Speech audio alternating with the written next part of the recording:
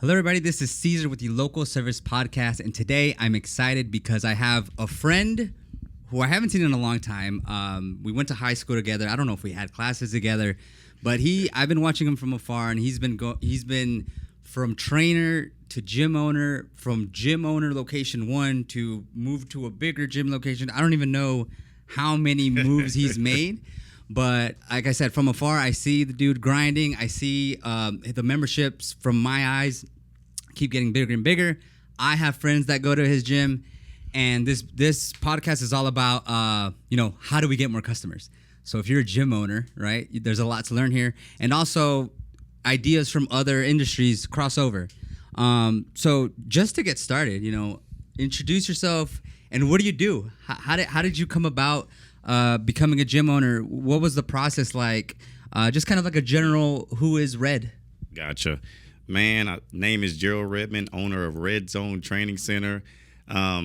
It's been a journey, man. I say the gym really attracted me crazy back when I think you and Mike were lifting at like Lifetime. It really kind of sucked me in. So I started kind of just seeing if I liked CrossFit or seeing if I liked bodybuilding or just overall fitness. Try to hold the mic right here. Oh, right here? Yeah. So, better? Yes, much better. Thank you. But what got me started is like the love for helping people. So I love to help people. How old were you when you found this? When I found it, started training, I was 25. I just got laid off from the oil. Literally, I got laid off from the oil field and found out that I was having a baby in the same day. Literally, like wow. And now wow, are you serious? Yeah, and now my daughter is 6 years old, so it's been a journey. It's only been 6 years? So yeah, well, she's about to turn 6, but yeah, it's only been 6 years. I feel like you've done so much in 6 years. It's been a huge blessing to be an impact, and just from surrounding myself with great people and having a great team, it's really, really helped out. And the beginning was really rough because transition from corporate America to running your own business as an entrepreneur. It's no days off being an entrepreneur. And what specifically were you doing in the oil field? In the oil field, we were on the sales side. So I did sales and then, I was a mechanic. So basically both, just because, you got to sell it, but you also got to fix it as well. Okay. But we were on the service side. So gotcha. On the service side. So if our machines broke on the rig, we were the ones coming to fix them. We wasn't actually doing the drilling. Okay. So we did agitators and anything having to do with the mud. But then that helped me in fitness because literally the money was great, but I knew I didn't want to do that shit forever. Gotcha. I was going to ask too, real quick as a side note, did that help you? That job? Does it translate at all? Honestly, that job didn't. I can tell you about my first job. When I don't know if you remember, because we've been friends for a minute, but when I was in the car business, back in the day, I used to work at a car dealership. Okay. So you've been in sales. You've been doing sales. So I've been in sales for a lot, and that job helped me a ton. Yeah. So do you think stuff from that, is that the foundation to for sure. selling for you? Yeah, that was the foundation, just because we came from Westfield. So high school. So we knew some things, but being exposed to a total different light. And I worked in Conroe for 7 years. So just how to deal with other cultures, not even just selling. It's just how to interact with different people. So, And so what, because like I said, this is all about helping people get more customers. What did you learn as far as sales go, that you didn't know that you're oh, and how did it feel to make your first sale? Man, I'll tell you this, one of my first sale, I remember when I made it, just was a huge accomplishment. Just a feeling that's I got this, I accomplished this milestone, and then you get addicted. I say then you get addicted because one, and you got to believe what you're selling into. And that's what the people that taught me, as far as how to sales. Yeah. They told me there's everybody hates a salesman. For real, everybody does. Nobody, your first thing is run. Oh, nope, I'm good. You don't even want to listen to it. But if you approach them with something with value, then you'll get them listened. So not even coming from a sales angle, you got to really believe what you're selling, that it will genuinely help your customer. And this is a car dealership? Good for them. But they're still there. Crazy. I still talk to the 3 people that were the bosses. I still talk to them to this day because the car dealership had a bad name, but I can honestly say, not the car dealership, I'm just talking about the car. Everybody's oh, well, don't go to a car dealership because they're going to... bad rep for sure. But they never, from what I've seen, they always try to do their best to keep, to do the customer right. And that was instilled, and they brought that value. And you got to really believe what you're selling. So I translated that to the gym industry because we've like now, not even bragging, we've changed thousands of lives. Like not even just on a personal training aspect. It might be somebody that just was your average gym goer, but that's their release or, you know, that's their therapy every day. So that's what I'm really in it for. But when people see you doing the right thing and they see these results, they come. That's awesome. That's great. So I kind of knocked you off your journey there, but let's go ahead and just get into it. So if I'm not mistaken, you did personal training first? Yeah. So started off with personal training, and that was literally, it was crazy how I got started, but I was into fitness and I was in the gym 3 hours a day anyway. So then I got my certification. Tom and Kobe, which they had Apex at the time, it was like, dude, you just should train. And I was like, oh, I really don't want to train. I'll give it a shot. Helped one person. That one person years later has turned into, like I said, a ton. And it's been a great journey because the personal training, just helping so many people, it stemmed to like where at first everybody just like, oh, I want to be a personal trainer, but has the main flaw of personal trainers, they have no business sense. So the money comes in fast, but they don't know, one, how to market, and then how to retain their customers compared to, everybody just trying to reach customers, but nobody's worried about what you already got in-house and how to capitalize off of that. So how did you go about not being that?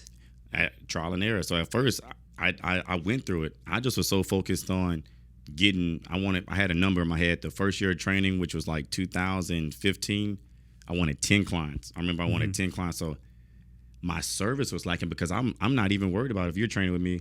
I'm not even worried about you. I'm just trying, okay, I want that next dollar. I want the next dollar. And I kind of lost myself because the service started lacking. So had a chat with a friend, literally kind of revamped, and then came back, started capitalizing on what was there, just taking it one by one. Then that is what like just really triggered, because a lot of people are only worried about the dollar. And once you worry about each person individually, even if they only train with you a month, you had an impact on that person's life. So once I started taking that client one by one, people see that genuineness, like people see that you care.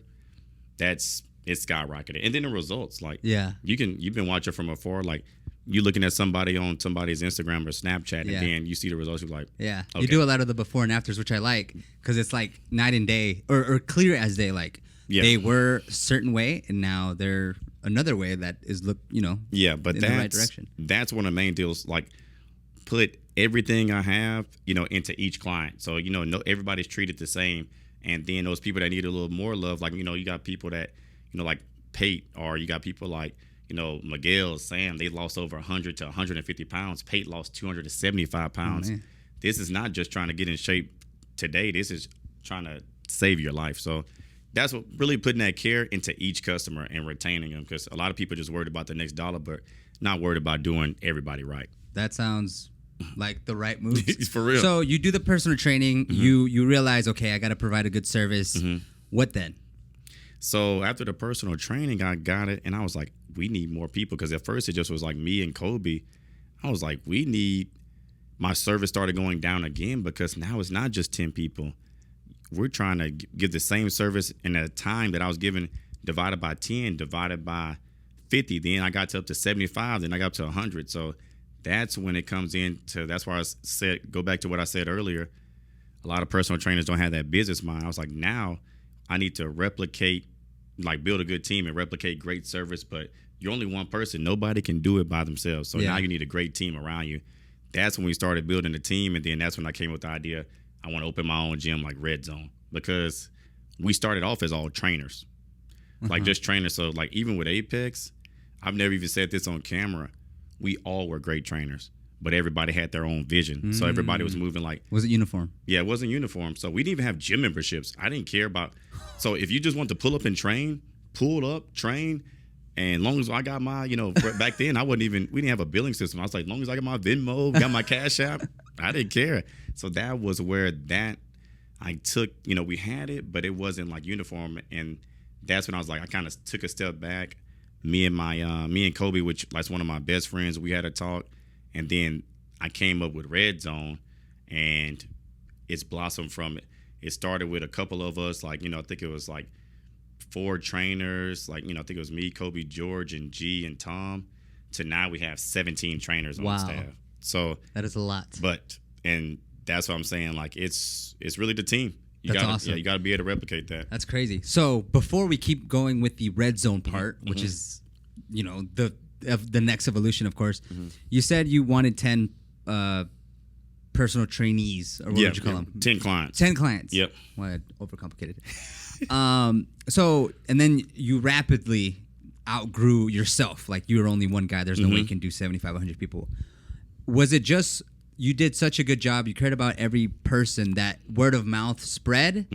Or was there anything you did outside of that brought in so many clients? Man, a lot of people, it goes back to the sales background, but we still do it. We do the free boot camps. The free boot camps really shot it up because people come get a taste and they want more. So that's what it was. The free boot camps. And that's what it is. Yeah, the free boot camps. And then I'm not gonna lie to you, we do a lot still in the community. So, like, for example, like, back to school drives, we do blood drives. But even back then, what really helped out, and it was such a horrible time, but I don't know if of course everybody remembers Harvey. We never lost power. The gym didn't get flooded at the time. So, like, we had just members. Well, like I said, not even members because we wasn't even doing members, but we had just people that went to the gym. They were coming up there, like, to use a shower or to come up there to charge their cell phone, just stuff like that. And then we did like a clothing drive. I got diapers and stuff. So that really kind of popped up because people didn't even know like who we were, and we still weren't that like a whole different brand at that time, and that really popped. So, like, the free boot camps and community service really helped us out a lot. And that's something I've noticed, again, from afar, is like, I do notice that the gym, Red Zone, is community, not driven, but there is a community aspect to it. Like, it's a place where, like, it's more family than it is you just have a membership. Yeah. Is how I see it, because you guys take all these group pictures, and it's whoever I see there, they're still there. Like, they've been there forever. And we pour back into our members. Like, even, every gym, like I say, like I always tell people, like, you got your corporate gyms, but what I'm getting at, you can't get the vibe, you can't get that family, that family feel, because we look out for our own first. And when I say that, like, even who built this gym, it was a lot of people that they go to the gym, they have concrete companies, they have construction companies. So y'all spend money with us. Why not me when I need something? Painting, concrete, or even just something as simple as clothing. So they're your members. Correct. Okay, so now it's a self. Correct. We build we help each other out, and, like, it's the everybody eats mindset. So nice. And people, instead of me going out and getting some other company, why not use what I have? It's going back to using what I have already here. Wow. So, but we've done that for years. So so it's not just like, oh, I'm just paying red, or I'm just paying red zone, and we're not getting nothing out of it. We try to uplift in every way other than just physical. That's awesome. So strategy for the local service podcast people here: free boot camps or free anything. I'm a fan of the free, like, especially when you're getting started or you don't know what kind of marketing to run, whether it's dental, roofing, like, whatever it is. That's true.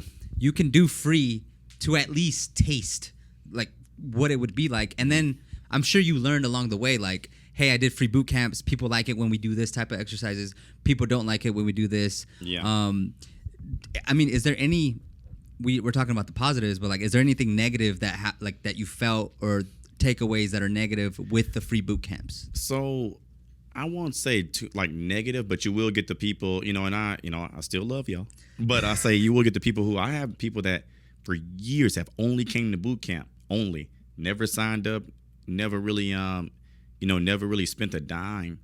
But I hate to say it's negative, but that's on the negative side. But how I look at it on the positive, you never know who those people might have sent over there. But that's the only deal, because you will get, and that's a lot of people. So when you do anything free, I'm translating this just to the industry.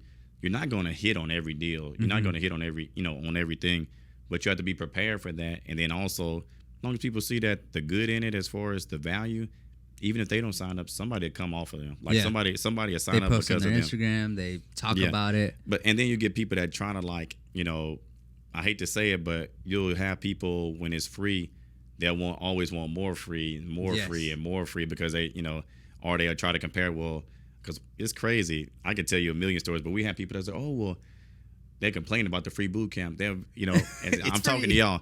They'd be like, well, I want a free, you know, a free month of training or free this. I'm like, man, we already giving you the free boot camp every weekend. Yeah. So that's the only negative effect. You'll have people that always want more free, but I'm okay with that because, you know, for the one person that we might have that might be the negative, we have hundreds that's positive that. Right. So I'm fine with that. And that on my side, so Symphony Advertising, my digital marketing company, that is a strategy we tell clients, small businesses, like, hey, try to do something for free just to get people in the door. And we usually suggest that, like, if there's just nothing happening, like if you have a line outside your door and they're waiting for you to open, like, okay, you don't have to do free. No, not at all. but it comes with the territory. Like you're gonna get, not everything's good. There you go. But if 80% or even over time, like if one person signs up every free boot camp in a month, that's 4 new people. That's what I'm saying. So yeah, I believe in it. I think it works. That's why we still do it. Even I still have people, like even other gym owners say, why don't you charge for boot camps yet? I say it's been one of the bread and butter for years. Nice. Awesome. I'm not going to change it. Don't fix if it's working, don't fix it. Yeah. Okay, so personal training, the boot camp, the community service, then you turn into REDZONE, rebrand. Talk to me about that. How did you get to that? Branding, what was the idea behind it? It was and I might elaborate too much on this, but I want to motivate people to know, you know, to tell them if they're watching this or listening, I want people to know that anything is possible. That by far was the one, like creating REDZONE it's a lifelong dream, like just being 100% real with you. However, the work that it takes to create something like, I say like this, it's, man, crazy. I say crazy, but how it started was, man, with our previous gym, we had 5 different owners and all of us was going different ways. However, we all went our different ways, but even with Kobe and Tom, which are still at REDZONE now, and it wouldn't be what it was, you know, REDZONE wouldn't be what it is without them. They really helped me kind of like find that love for training. So anyways, when the gym was about to be over, our lease was up, and we were supposed to get I don't know if you remember watching, but remember, right before COVID, we were going to move into a new build. Like as far as I announced that I was going with REDZONE, and then we were going to build a building. Oh, okay. Like as far as like, and then COVID happened, and that just put the halt down 100%. So now it's March of 2020. I announced to the world on Instagram that that I'm rebranding, opening a gym in August of 21. In August of, I think it was 20. So I just announced to the world. COVID happened, shut everything down. Find out the building's not going to be ready. So we had a talk. And I was this close, like, to really just going to another gym and being a trainer. But then what really motivated me is all the clients and the people that believe in us that were ready for us to keep on growing and ready to have a better facility, better environment to work out in. So I was like, nah, let's not quit. So I talked to my trainers at the time, and I don't want to leave anybody out, but I think it was like Kobe, Tom, George, and G at the time. Yeah, at the time. And I told them, hey, I can't do REDZONE without y'all. I'm opening another gym. We're going to stay here and rebrand. Because remember, we stayed in the same building and rebranded. So they was like, bet. You know, they was like, we with you. We're not leaving. Because at first, I think Kobe was going to stay. And then I think everybody else was going to go their separate ways. So, like, at the end of, like, our whole Apex lease. So I was like, no, I'll say, let's stay together. And then a lot of times, as business owners, this goes for everybody outside of the gym industry, everybody has an ego. I'm letting you know, that's like if I come to you, and you're just a trainer, you're working at, my gym, I'm like, hey, brother, I can't do this without you. I need you. Like, you're being transparent and being real. Yeah. Because everybody is like, oh, I own this, I own that. No, you couldn't do it without them. Right. As people always, I see a lot of people in every industry shit on their team. Don't ever shit on your team and try to have an ego. Like, that's going to fail your business. Anyways. How did you get to that conclusion? As far as that I needed the team, like need a team? The ego part. Oh, That's simple. I remember, you got to remember, I always remember what it felt like to work for somebody. So I always wanted to be treated, like I always remember how I would want to be treated if I was, had a boss. Right. So I want to translate that. We all have our bad days, but I remember, even in corporate, I'm like, man, sometimes, your boss is talking to you like, you know how much shit I do around here? Like, Yeah. You can't, like, so I wanted to translate that and let my staff know that, yeah, we're, you're not indisposable. I need you. It can't work without you. And you're valued. And then that's kind of how I came about. I was like, okay, I'm doing Red Zone. So keep in mind, I just found out I'm not moving to an 8,000 square feet building. What happens? Like, so it just doesn't happen? Like, the lease breaks, or the lease never was? Or so we just had to basically, it never was a lease. It just was on another, it never was a lease, but it was for sure. Like, as far as like, it was for sure, but COVID just kind of messed it up. And delayed it. So anyways, you already announced, I'd already sold to the new Red Zone. I already sold 50 memberships. Yeah, like I still have the video on my Instagram. I already pre-sold 50 memberships. So these guys that bought those memberships, they were thinking that, hey, later on this year, we're about to move into, I think that building was gonna be 8,500 square feet. Anyway, so was this the first time you initiate the membership stuff? Yeah. So yeah, I'd already came up, like I had a business plan. So once I found out I was doing Red Zone, I was like, okay, now instead of just having my trainers pay me rent, I think I was only charging trainers back then $300 a trainer, which no offense to my trainers, but that ain't no money if you're making $300 a client. Right. So do the math. So anyways, I was like, I'm doing membership, so everybody was on board with that. And then find out COVID happens, city shuts down, we're not getting the building. So I decided I'm always been kind of cheap and frugal. I had some stuff saved up, so that's when I redid the old building I was in. We redid it 100%. Like, I'm talking about top to bottom. Got new equipment. Shout out to my boy. Look, shout out to Mike DeLeon. He gave me a heavy lead for some equipment, and we still have a lot of that equipment today. Wow. Like, we still have a lot of equipment today. So he looked out. We bought over 40 pieces of new equipment. Well, not new to us. Right. But right. I say new to us, but. Anyways, and we redid that building, and it was crazy. Like, fast forward to May of 2020, we opened back up. As soon as we opened up, we signed up 150 members on the first week. And a lot of those came from just, keep in mind, each of my trainers had clients, but they had to have a membership to train with them. But we hit my goal in a year. I was like, I just want 300 members. We hit that 300 member mark before the end of the summer in that building, and that building was only 3,000 square feet. So without that team and my trainers, the Red Zone would not be possible. But for me, as a boss, gym owner, I try to let all my trainers know that, hey, this is your business and you got to do people right. And I think that's what we're big on, because we care about, like, I can honestly say right here that all my trainers, they care about their clients, and it's bigger than just like training. Because everybody can, like, for instance, you're a gym rat. Anybody can do a squat or a lunge, but right. If you had that relationship, that's everything. Everything. So that's how Red Zone really grew. So on that note, you rebuilt a building. Was that stressful? How did I didn't sleep. I assume you're not like a construction guy that knows about architecture and purchasing equipment and contractors. So how did you figure that part out? Who helped you?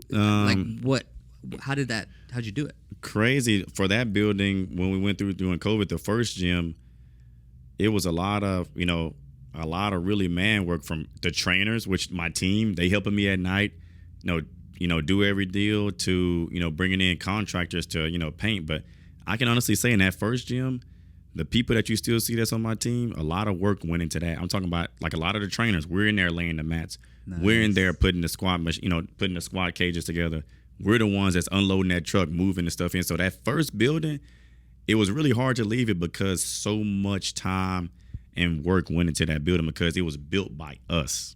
Literally. Yeah, like us. like literally, you got people like that. We didn't have a lot of contractors on that building. Like, I didn't spend a lot of, like, compared to this, I didn't even spend 5% of what I spent on my new gym in that building, because the labor that was done in that building was all from the team. From the heart. Yeah, like, literally, it was all of us. Like, hey, bro, after you get done training, can you help me put together this squat rack?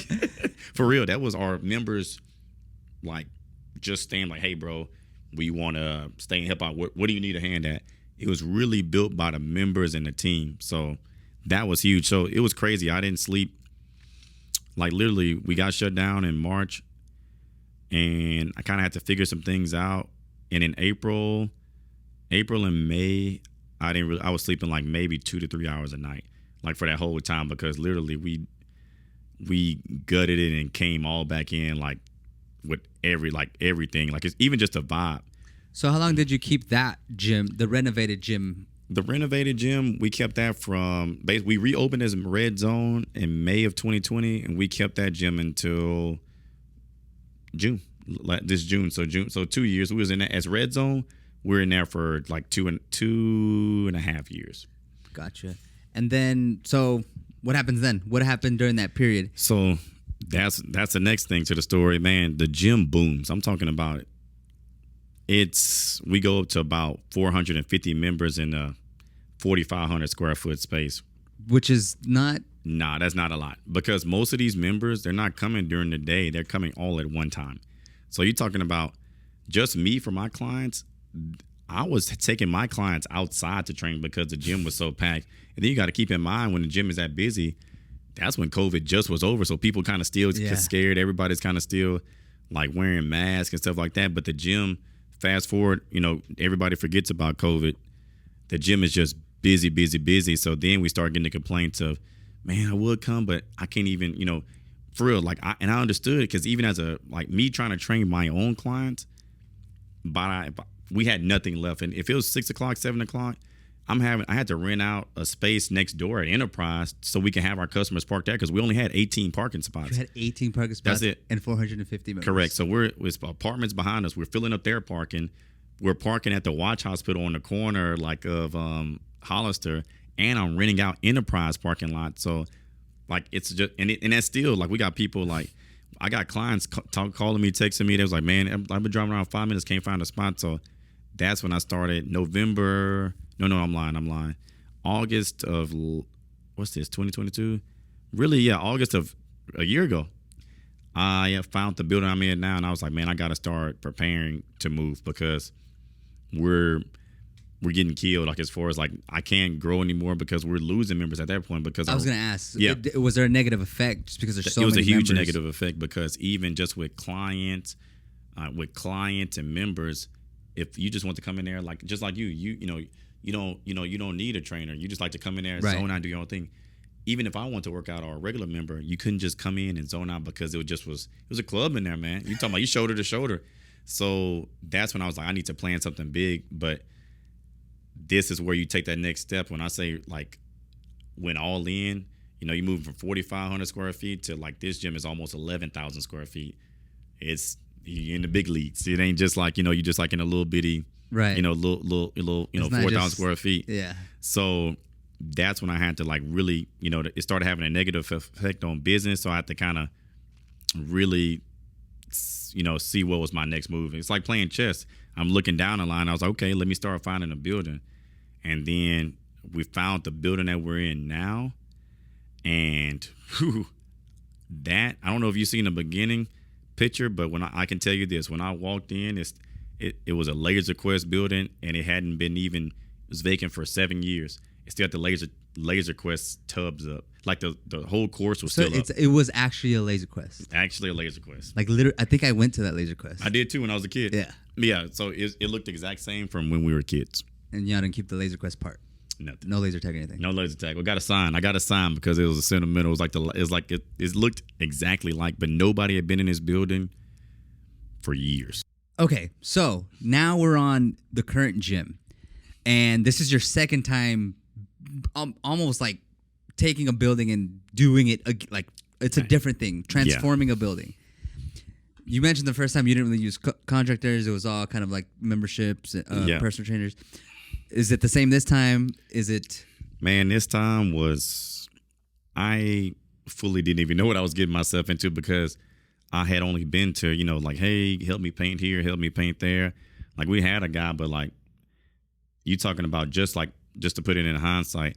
So we started getting bids just to paint the outside of this building. Mm-hmm. So I'm my last building, it was $1,000 to paint it.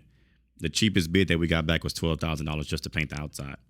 I was like, okay. I was like, a little off on my numbers. I was like, so what I'm getting at is I was not fully prepared of what it was going to take to open a gym of this size. Okay. Like to be honest, because I had done it, I had done it before, but not to this magnitude, and then not to.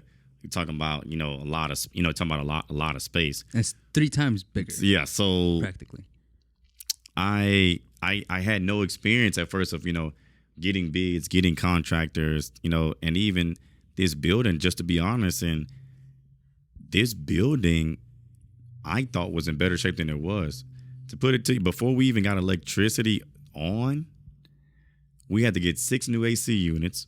We had to get a new roof. The whole place was like literally, since the roof was leaking, had water in it for years. Oh no! The whole lobby, we had to re-pour concrete because the foundation was messed up. You talking about?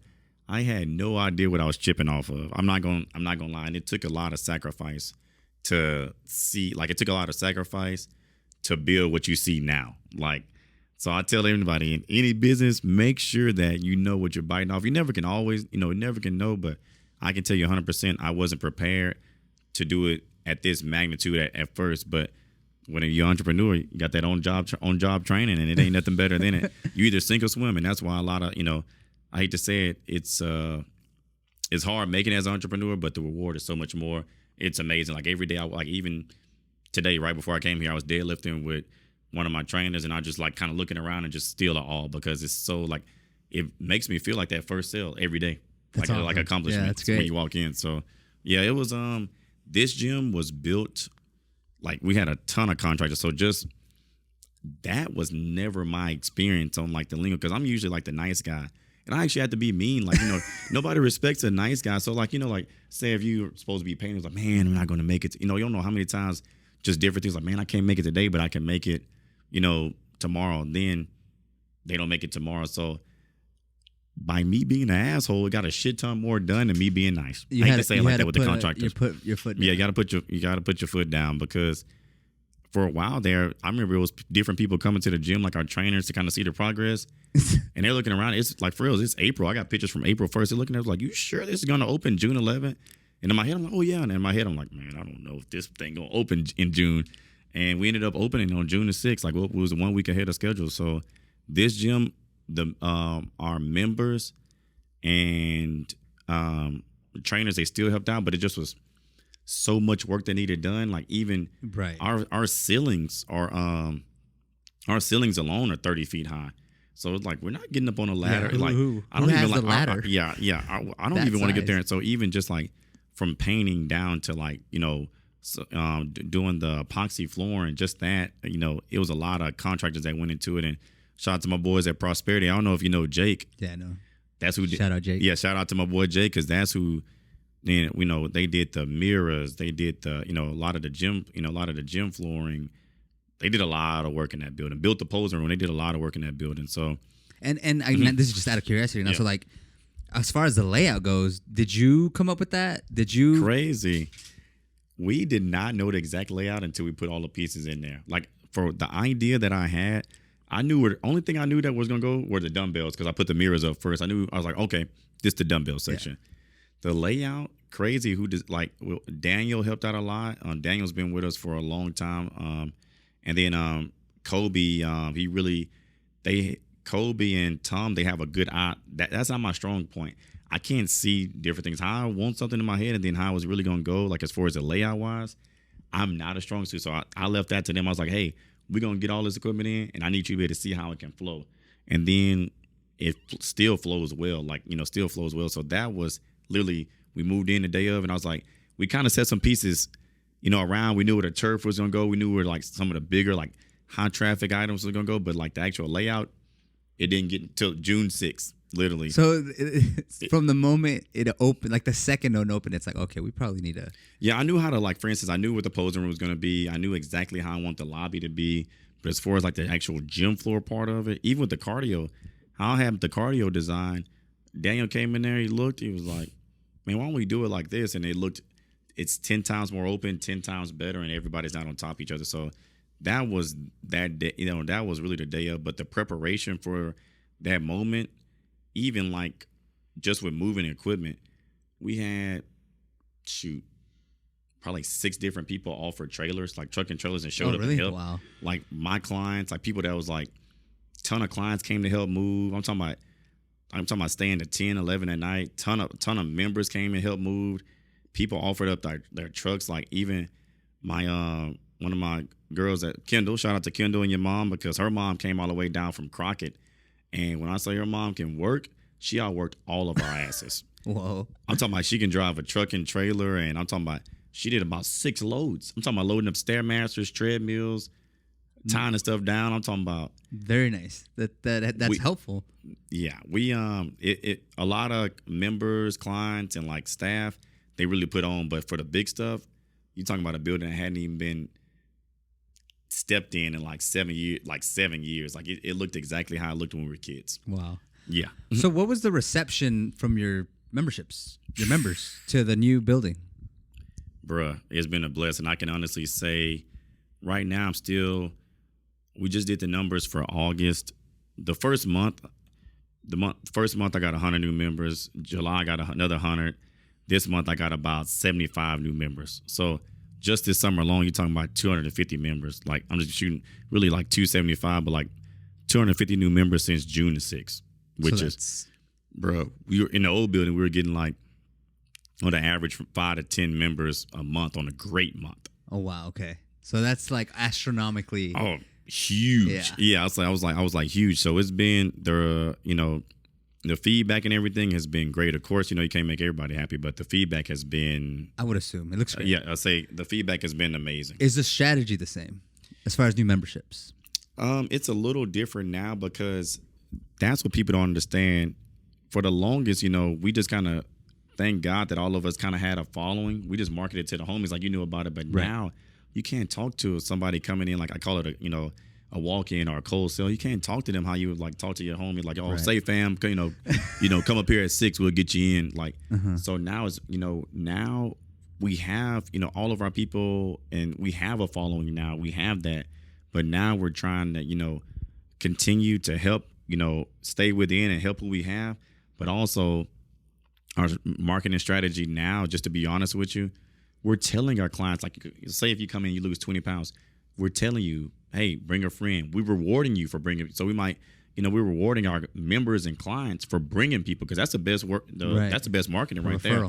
You got your homeboy saying, man, come check out REDZONE. And it's better than me cold calling you up or sending you a flyer. You're gonna listen to the homie over just a random stranger.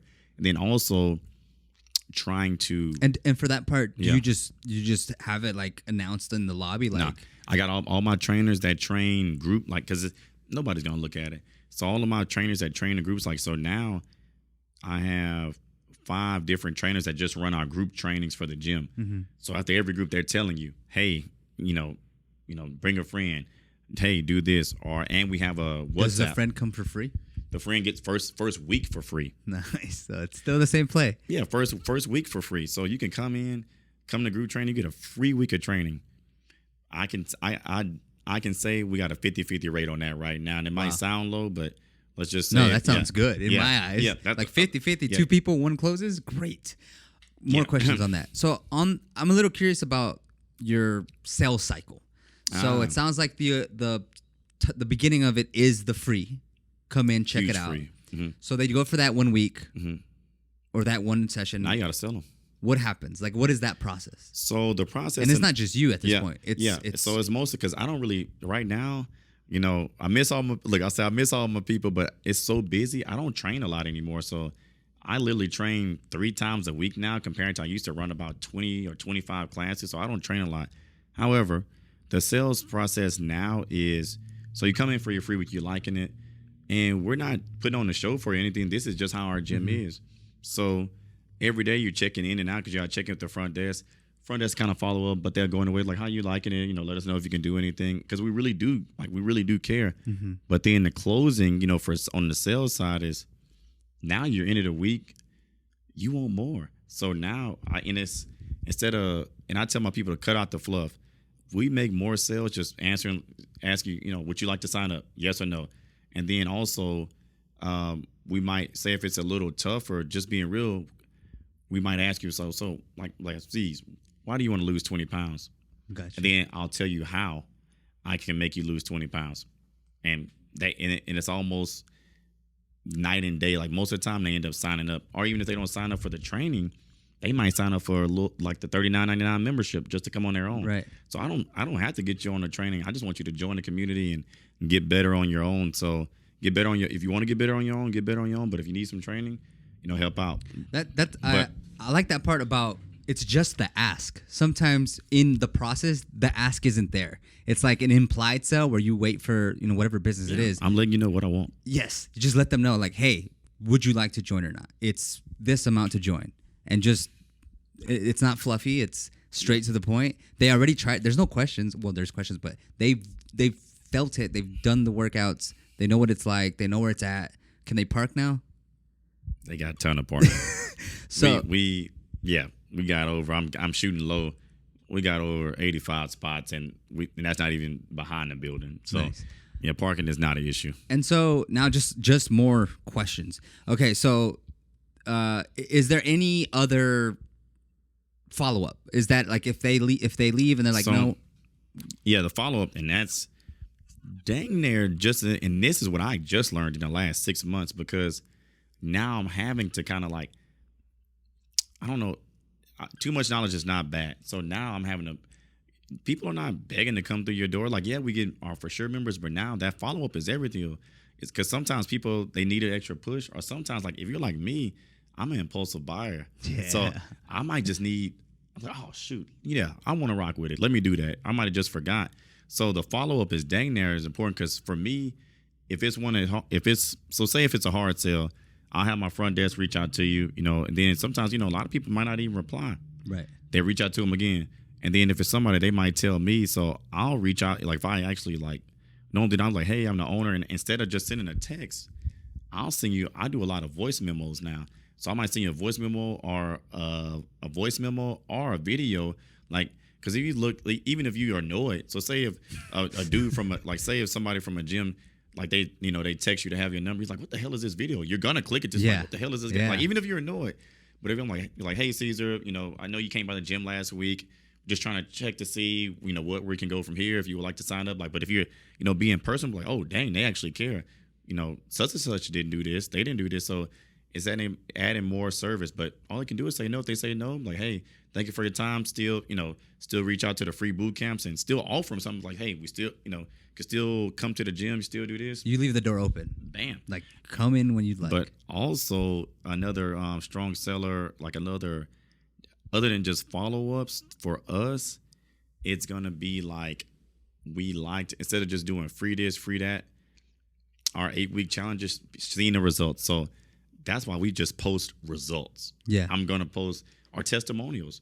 I can sit here and tell you how badass or how great my gym is, but when I show you 20 to 30 people that's just talking and they're all saying how good this gym is, or you go look at Give Rewards, or you go look on Google, we got almost 100 Google reviews, all 5 stars. Nice. This is not just like robots typing. This is people that's been through the gym, and don't let me say it. I'm gonna let the people say it. Right.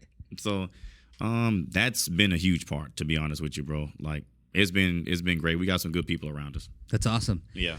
So, kind of up to date. We're at modern era Red Zone. Yeah. What's next? Where do you see it going?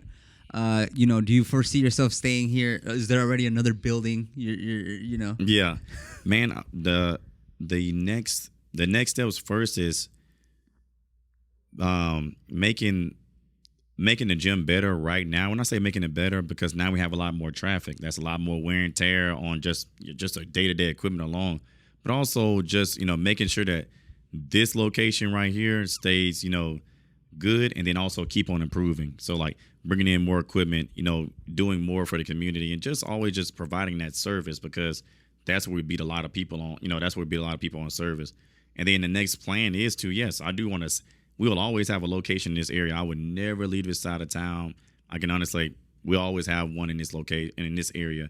But the goals are, I would definitely love to replicate it, because we need more red zones, and that's going to be the next goal. I don't know when, but right now it's just perfecting what we have in front of us, because it's still a huge, like, as a business owner, and pretty sure a lot of people can agree with me. You learn on the job. It's trial and error. So right now we're, ironing out all the kinks, and it's going to always continue to be obstacles in the road, but it's kind of how you move through them and how you get through them is how you're going to keep on getting better and better. So that's what we're doing right now, but it's been a blessing, man. That's awesome. The journey continues. Yeah. So I guess it's a good spot to wrap it up. If you want to go ahead and shout out your gym and shout out how they can join, man, by all means. I'll tell you simply, everything is simple. I say come join REDZONE Training Center. We're located off of 1960 close to Cutting, 6560 Cypress Creek Parkway. Come see us. When you come see us, free week of training on us. Cool. Thanks for coming on, man.